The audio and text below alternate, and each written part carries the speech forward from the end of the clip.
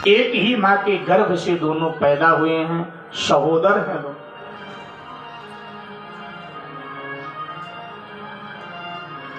एक बार मैदानों का पुत्र मायावी आया, बाली को युद्ध के लिए ललकारा।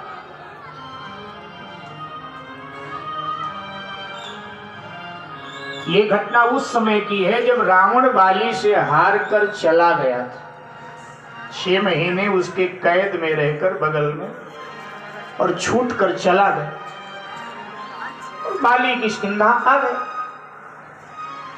तो वहां लंका में हुआ कि कहाँ इतने दिन थे, तो रावण ने कहा अरे पूछो मत, ऐसे ऐसे वाली के मंदिर में। तो अब मायावी साला है रावण का, मैदानों का बेटा है, मंदोदरी मैदानों की बेटी है। आया रात्रि में और आकर के मायावी ललकारने लगा युद्ध के लिए। और जब मायावी युद्ध के लिए ललकारने लगा तो वाली शत्रु की ललकार सुनकर चुप नहीं रहता था। बाली बाहर निकला, पीछे पीछे सुग्रीव भी आया।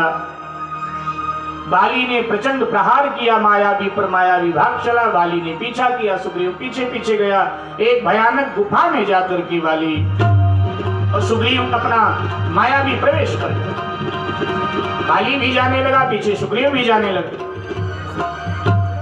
तो वाली ने कहा कि भाई तू यहीं द्वार पर बैठकर 15 दिन मेरी प्रतीक्षा करना। अगर मैं 15 दिन में आ गया तो कोई बात नहीं, अगर नहीं आया तो समझ लेना कि मैं मारा गया। और ये कहकर बाली भीतर प्रवेश कर गया। सुग्रीव 15 दिन के बजाय 1 महीने बैठा रहा, लेकिन अंततः गुफा में से खून की धारा निकली। सुग्रीव डरपोक था, उसको लगा कि वाली शायद मारा गया, अब आकर मायावी मुझे ना मार दे, इसलिए एक विशाल पर्वत की चट्टान तोड़ी और गुफा का द्वार पक्का बंद कर दिया। किष्किंधा आकर के सारी आत्मकथा सुनाई। मंत्रियों ने कहा वाली का पुत्र जो अंगद है वो अभी राज्य संभालने लायक नहीं है, तब तक के लिए राजगादी तुम संभालो, और राज्याभिषेक कर दिया। सुग्रीव राजा बन गए। बताइए, सुग्रीव राजा बन गए। मेरे भाई बहन, बाली जब मायावी को मार करके लौटा तो गुफा का द्वार बंद था। अब वो आवाज लग रहा है, सुग्रीव भैया ये क्या कर दिया? अरे द्वार खोलो, मैं बाहर निकलूं, लेकिन कोई हो तो खोले ना। अंततः बल प्रयोग करके उसने चट्टान को तोड़ा, बाहर आया और जब नगर में पहुंचा, सिंहासन पर जब सुग्रीव को देखा तो बाली के आंखों में खून उतर आया। बाली ने सुग्रीव को बहुत मारा। सुग्रीव को लगा ये मुझे मार डालेगा और प्राण बचा करके सुग्रीव भगा। पूरे विश्व में सुग्रीव भागता रहा, लेकिन बाली उसका पीछा करता रहा। अंततः ऋषमुख पहाड़ी पर आकर के सुग्रीव चढ़ गया। कथा कहती है वाल्मीकि रामायण की, कथा कहती है वाल्मीकि रामायण का प्रसंग कि ऋषमुख पर्वत पर आ नहीं सकता है वाली, क्योंकि मतंग ऋषि का श्राप है, इस क्षेत्र में आते ही तेरी मृत्यु हो जाएगी। तो सुग्रीव को लगा यही मेरे लिए सबसे सुरक्षित जगह है। अब इसको अध्यात्म के रूप में समझ ले। बाली है हमारा कर्म, बाली कर्म है, सुग्रीव जीव है। जीव जहां जहां जाता है उसका कर्म उसका पीछा करता ही है। वो साधु हो जाए, सन्यासी हो जाए, जो हो जाए, लेकिन उसका कर्म उसका पीछा करता रहेगा। हाँ, जब जीव ऋषमुख पहाड़ी पर पहुंच जाता है, माने साधना की सर्वोच्च दशा में पहुंच जाता है, तब उसका कर्म भी क्षीण हो जाता है, वापस आ जाता है। तो ऋषमुख पहाड़ी पर ये रहता है। आज जब देखा भगवान श्री राम लक्ष्मण को तो देखते ही भयभीत हो उठा। सुग्रीव को लगा कि बाली तो नहीं आ सकता यहां तक, लेकिन बाली के लोग तो आ सकते हैं। लगता है बाली ने इन दोनों महावीरों को, इन दोनों योद्धाओं को मुझे मारने के लिए भेजा है। हनुमान जी से कहता है कि आप जाओ पता लगाओ ये दोनों हैं कौन। अगर ये कोई और हो तो इनको समझा बुझा कर ले आना, ये बलवान लग रहे हैं, इनसे मैं मित्रता करूंगा तो मेरे स्वार्थ की सिद्धि हो जाएगी। और अगर ये बाली के भेजे हुए हों तो मुझे इशारा कर देना, तो हनुमान जी ने कहा मैं इशारा कर दूंगा तो आप क्या करोगे? सुग्रीव कहता है भागो तुरंत। मैंने प्रवचन के पूर्व में आपसे निवेदन किया अभी कि ये बहुत तेज भागता सुग्रीव। मैं विनोद में कई बार कहा करता हूं कि आज के युग में सुग्रीव हुआ होता तो मैराथन दौड़ में भारत का पहला नंबर लेकर के आता, इतना तेज भागता था। कहता भागो तुरंत, मैं भागूंगा यहां से। हनुमान जी ने कहा खबरदार, अब अगर भागने का नाम लिया, जब तक मैं तेरी सेवा में नहीं आया तू बहुत भागा है ना, अब तुम्हारे पिता सूर्य ने मुझे तुम्हारी सेवा में भेजा है और मैं तुझे भागने नहीं दूंगा।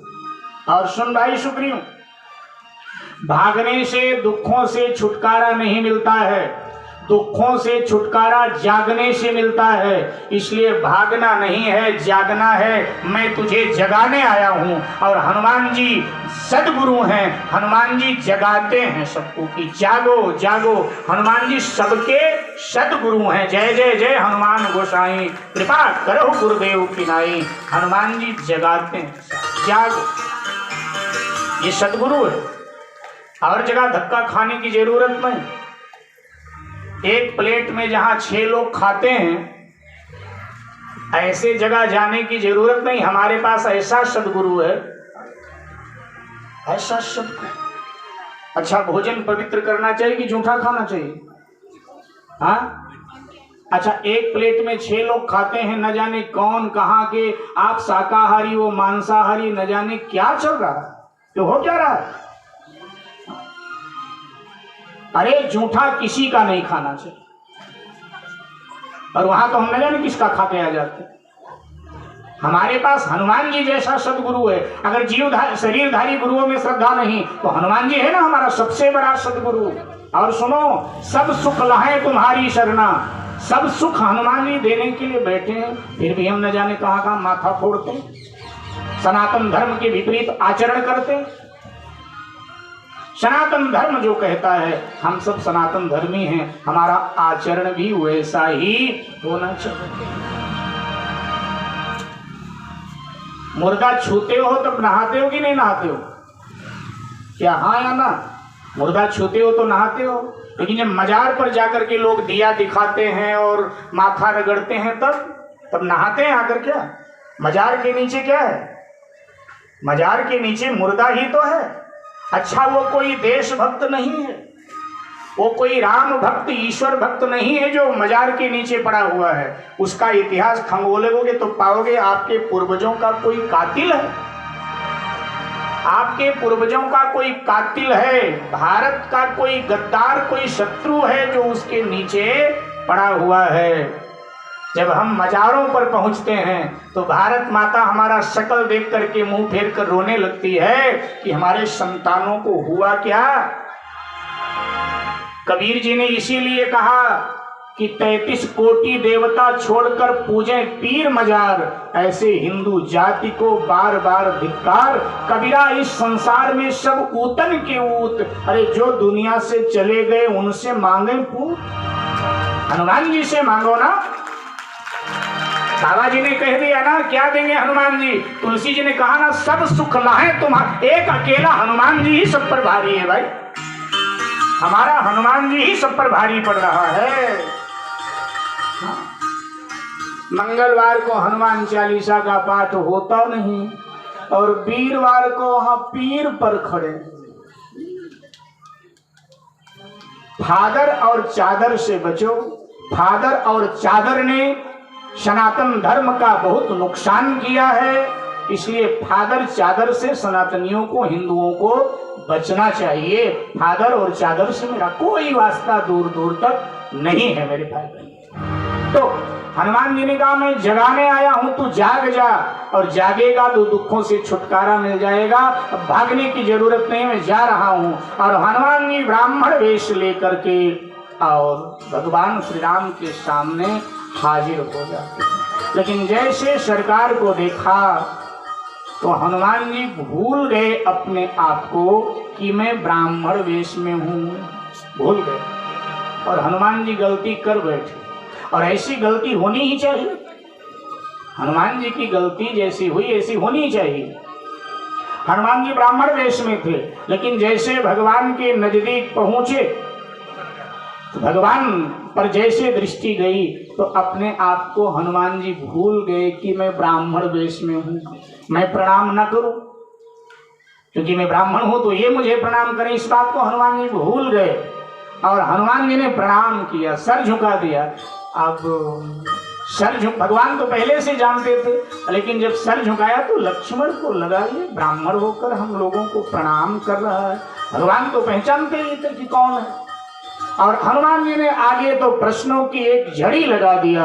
विप्ररूप धरि कपिता विप्ररूप धरि कपिता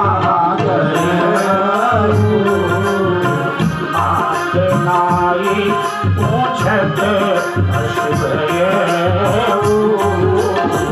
मात नाई पूछत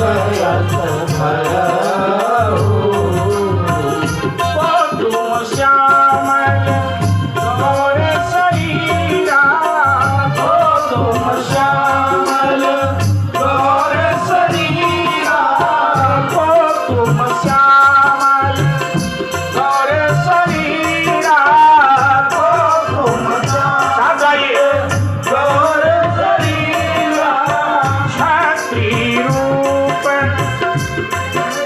वीरा, क्षत्रिय रूप वीरहुरा वीरा, कठिन भूमि कोमल पद आमी, कठिन भूमि कोमल पद आमी, पवन हेतु विचरहु स्वामी, पवन हेतु विचरहु स्वामी।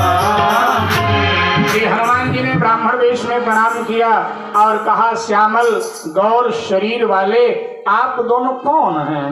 क्षत्रिय रूप में वन में भ्रमण कर रहे हैं, आपके चरण अति कोमल हैं और ये जमीन ककरीली पथरीली ऊंची नीची है, नंगे पांव विचरण कर रहे हैं।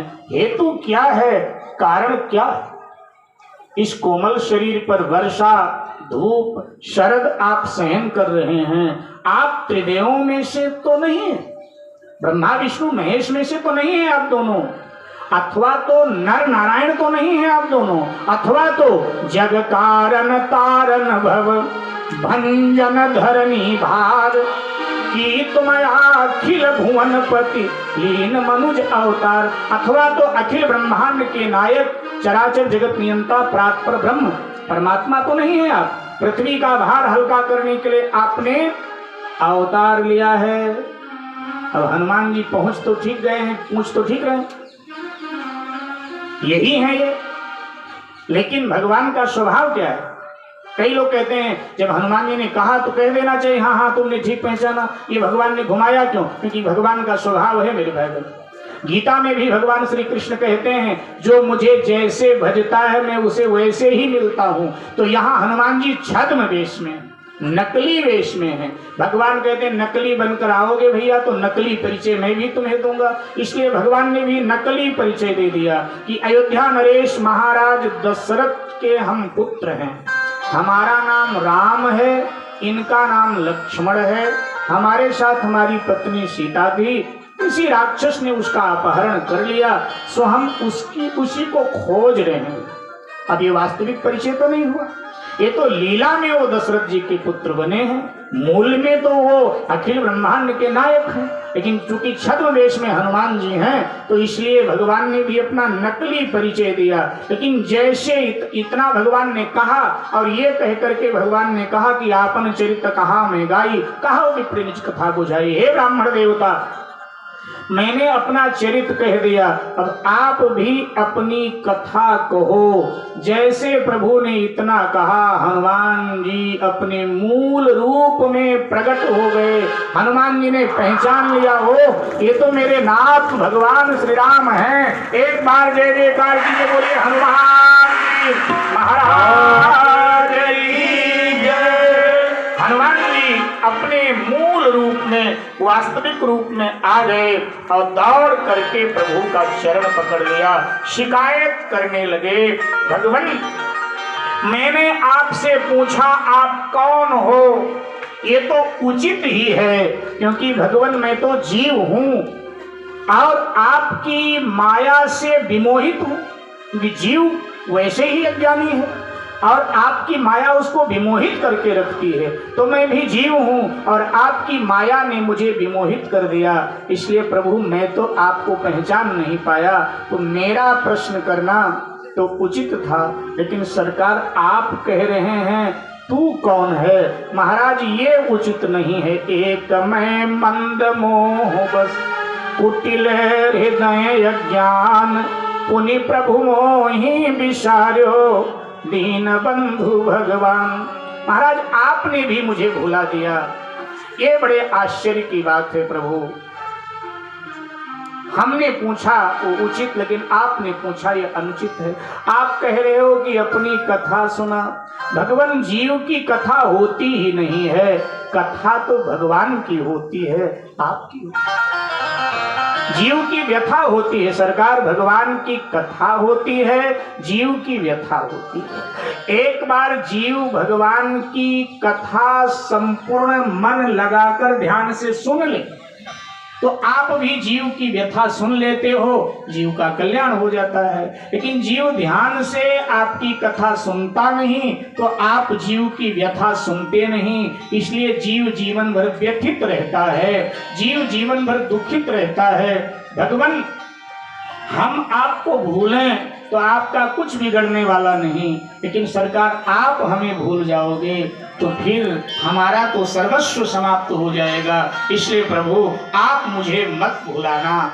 और इसी भाव को हमारे संतों ने गाया, बड़ी प्रसिद्ध पंक्तियां, आइए गाते हुए आगे बढ़ते।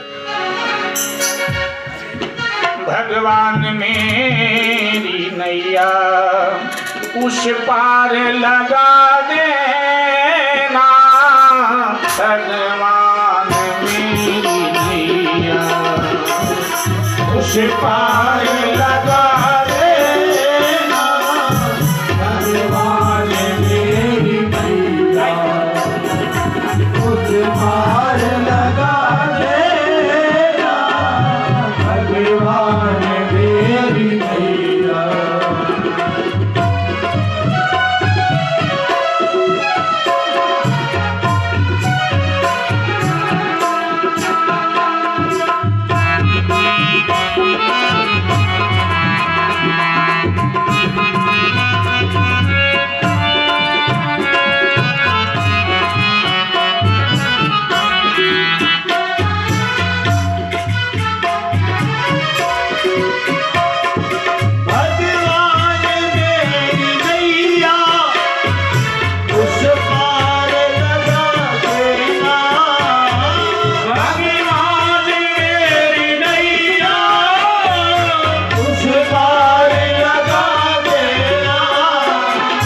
अब तक तो निभाया,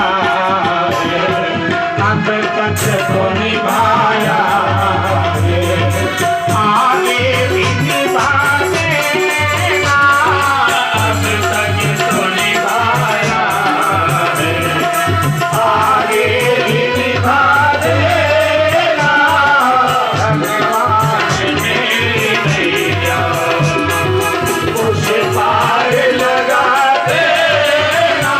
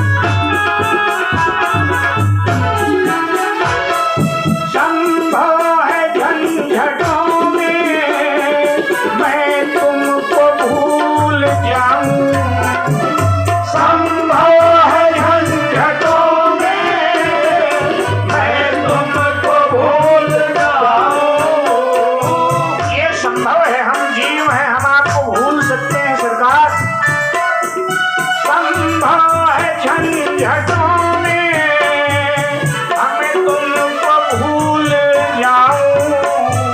संभव है झंझटों में अब तुमको भूल जाए। अरे नाथ कृपा करके, अरे नाथ कृपा करके हमको न भुला देना।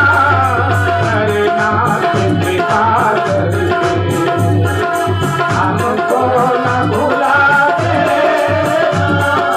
भगवान मेरी नैया उसे पार लगा देना। भगवान मेरी नैया पार लगा देना। भगवान मेरी नैया।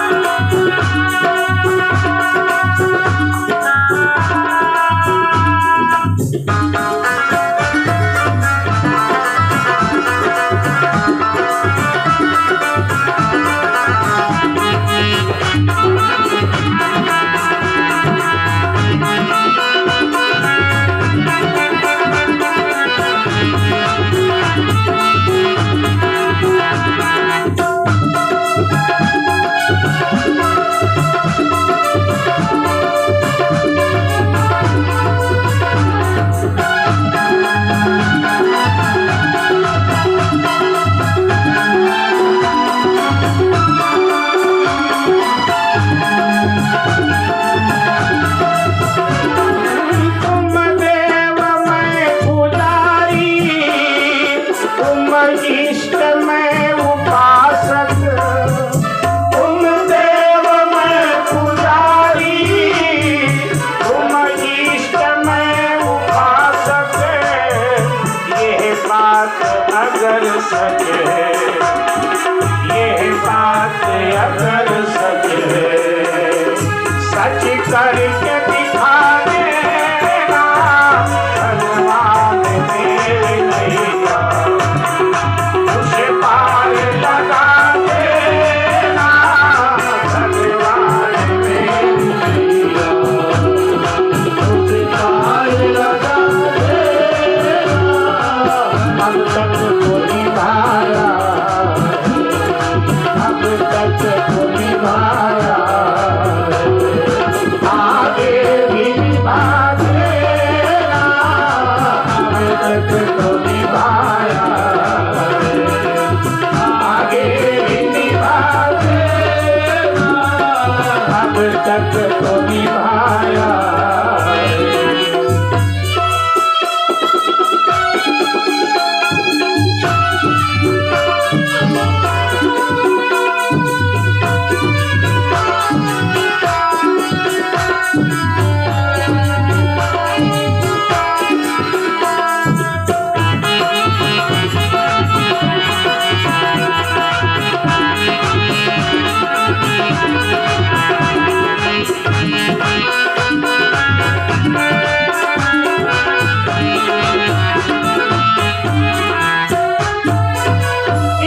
श्री हनुमान जी ने अपने भाव व्यक्त किए और तब भगवान श्री राम ने श्री हनुमान जी को अपने चरणों से उठाकर अपने हृदय से लगाया और कहा, हनुमान, लोग कहते हैं कि मैं समदर्शी हूं, लेकिन ठीक है उनका ये भाव, समदर्शी मुझे कहा सबको, सभी मुझे समदर्शी कहते हैं, लेकिन जो मेरा भक्त होता है उसके प्रति कुछ अधिक मेरा प्रेम होता है, उधर कुछ अधिक मेरा झुकाव होता है जो मेरा भक्त होता है।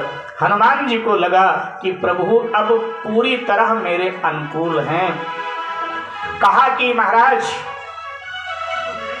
यहाँ विष्णुमुख पहाड़ी पर सुग्रीव रहता है, अपने भाई का सताया हुआ है सरकार, आप चल करके सुग्रीव से मित्रता कर लें, सुग्रीव को उसकी पत्नी और राज्य दिला दें, तो जब राज्य सुग्रीव को मिलेगा तो सेना सुग्रीव की हो जाएगी और महाराज फिर सुग्रीव जगदम्बा सीता का अवश्य पता लगाएगा। आप चलकर सुग्रीव से मित्रता करें। भगवान ने कहा कि मुझे किसी से मित्रता की जरूरत नहीं है, सुग्रीव को जरूरत